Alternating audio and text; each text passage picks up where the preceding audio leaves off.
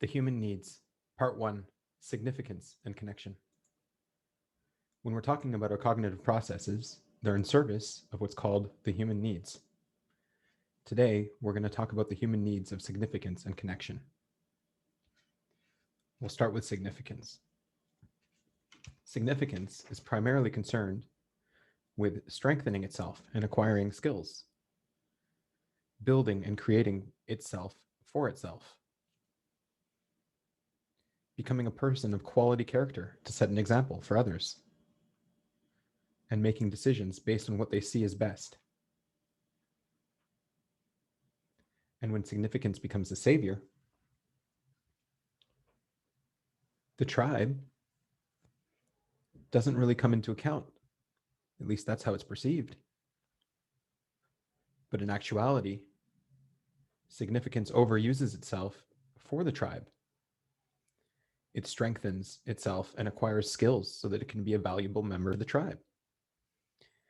It builds for itself and creates for itself to share with others. And the character it becomes, the example that it sets, it wants to elevate the world. And all the decisions that they see as best.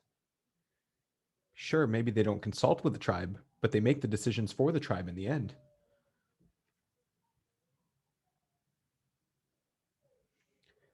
And what does significance think of the tribe?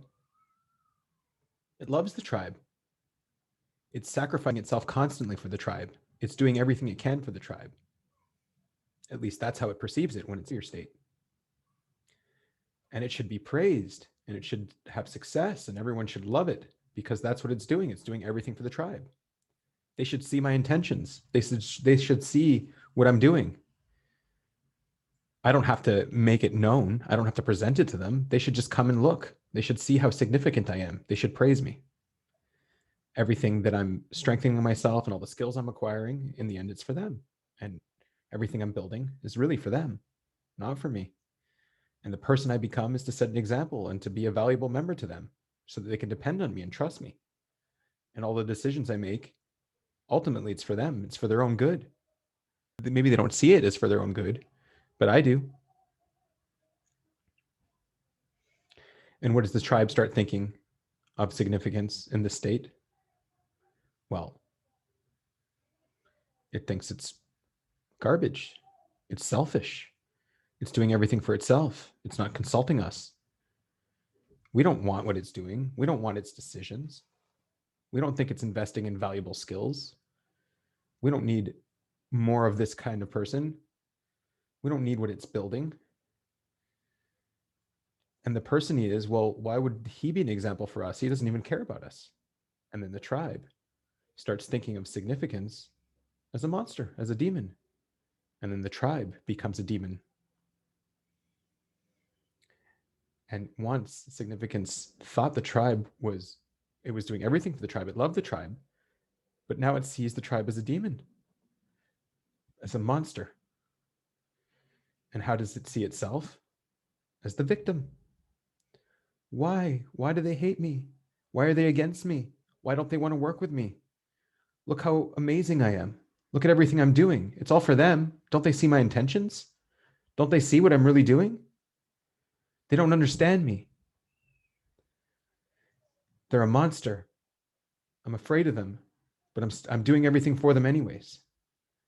And what does it think a solution is? How will it get the tribe to like them? Well, I just need to strengthen myself more, acquire more skills, build and create more, become more and more valuable, more and more significant. And then they'll like me. I'm just not significant enough. That's probably why they don't like me. What happens when I build myself? Well, they're probably going to love me then. That's how they'll love me. But that's not how it works at all. Connection. Connection is primarily focused on the perspective of others. It's looking at fairness and equality for everyone.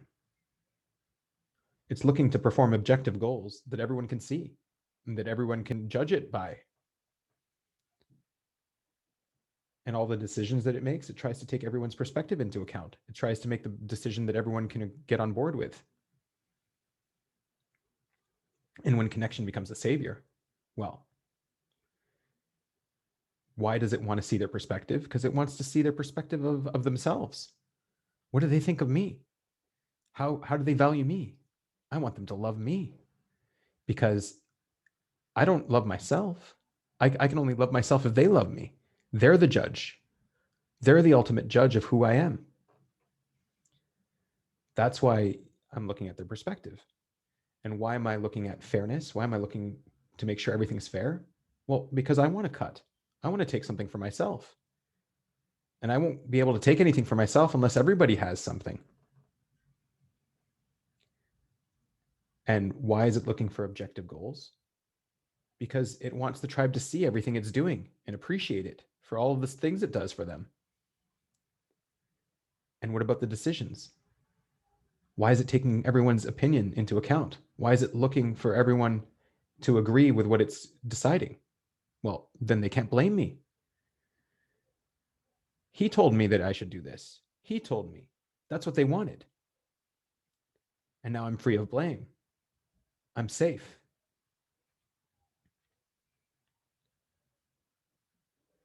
And what does connection think? What does connection really want? It wants to love itself. It wants to build itself. It wants to strengthen itself. It wants to build its character. And it wants to be able to make decisions for itself. And it really wants to love itself in the end. But it ends up sacrificing, strengthening itself, and building and creating for itself, and becoming a person of character. It ends up sacrificing its own decisions and its own well-being. And it believes that it should be praised for this. People should see everything I'm sacrificing for them. And what does the tribe see, actually? Themselves. They're not looking at you. They're not looking at the connection. They're looking at themselves. We never asked you to give up all these things. We don't care. You did that for your own selfish reasons. You gave up all these things because you wanted to be loved, because you want to love yourself.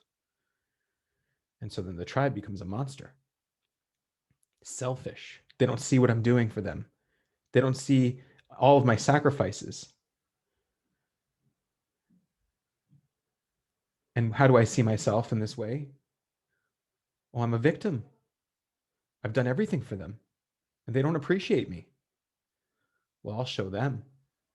I'll be the monster. I am the monster. And I'll put them in their place. And I'll tell them how they're not okay. Because look at everything I've done for them. Oh, and they don't love me? They don't care about me? Well, I'll show them. How am I going to get them to love me and care about me more? Well, I'll think about them more. I'll think about their perspective more. More connection. And then they'll love me. And then I'll be able to love myself because I see the world through their eyes. But that's not how it works. So, how does one attain balance between these two? Well, significance needs to stop strengthening itself and acquiring skills for itself all the time and building and creating for itself. That's not what the tribe needs. That's not what the tribe wants. Not all the time, at least.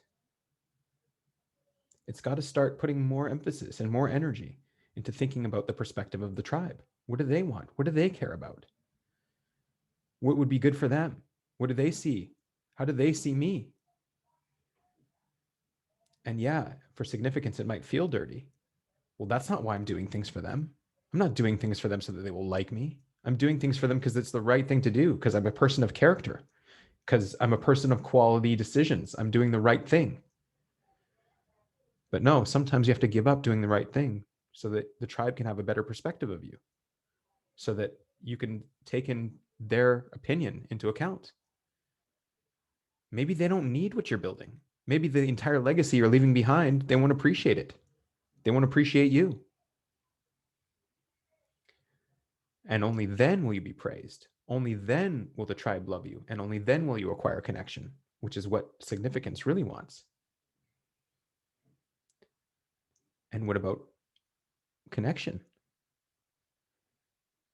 It should stop looking at what the tribe wants and thinks all the time. Stop seeking approval. Stop seeking validation.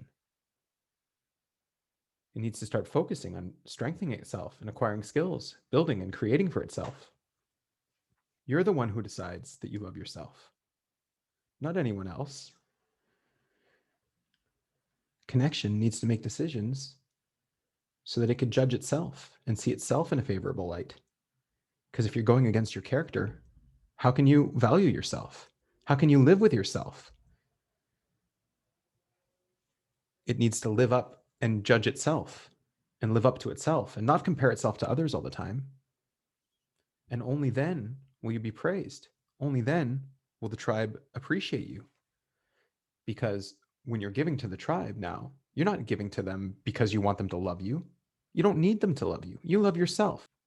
You're giving to them with a pure heart for them, not for any ulterior motive, not for validation, because you've already decided how you can validate yourself.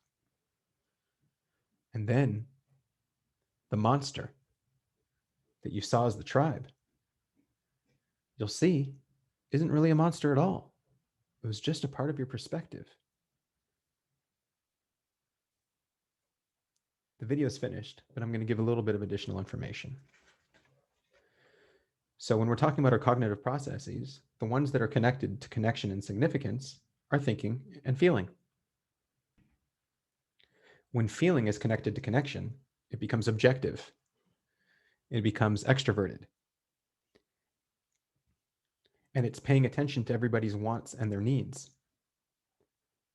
And because feeling becomes extroverted, thinking must become introverted.